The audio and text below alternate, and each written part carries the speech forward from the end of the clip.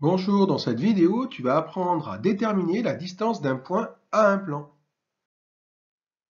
Voici la définition. On appelle distance du point A au plan P la plus petite des longueurs AM où M appartient au plan P. Il en découle la propriété suivante. La distance du point A au plan P est la longueur AH où H est le projeté orthogonal du point A sur le plan P.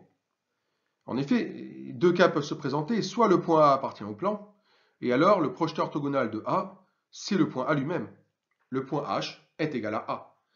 Et ainsi, le point H est le point le plus proche de A. La longueur AH est égale à 0.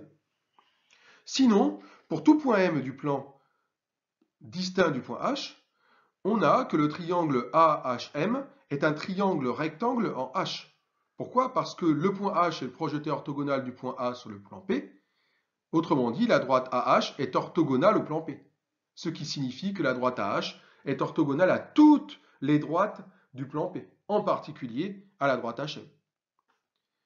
Et alors, la longueur AH est strictement inférieure à la longueur AM, puisque la longueur AM serait l'hypoténuse du triangle AHM, rectangle en H. Voici la méthode à retenir pour déterminer la distance du point A au plan P. Premièrement, tu détermines le projeté orthogonal H du point A sur le plan P. Et deuxièmement, il ne te reste plus qu'à calculer la longueur AH. C'est la distance cherchée. Voici un exemple d'illustration.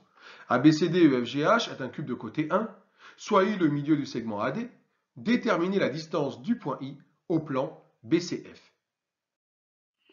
On a vu dans deux vidéos précédentes que le projeté orthogonal du point I sur le plan BCF est le point K, qui n'est ni plus ni moins que le milieu du segment BC. La distance du point I au plan BCF correspond alors à la longueur IK.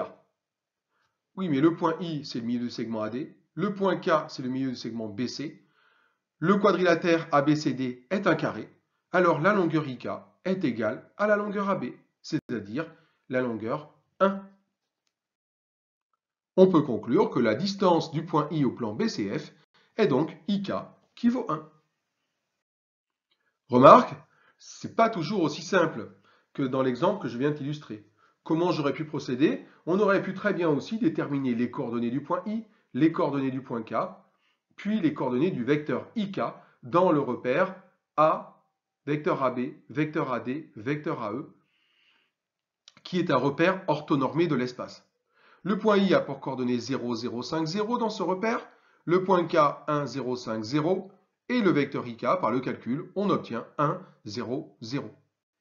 On n'a plus qu'à calculer la norme du vecteur IK.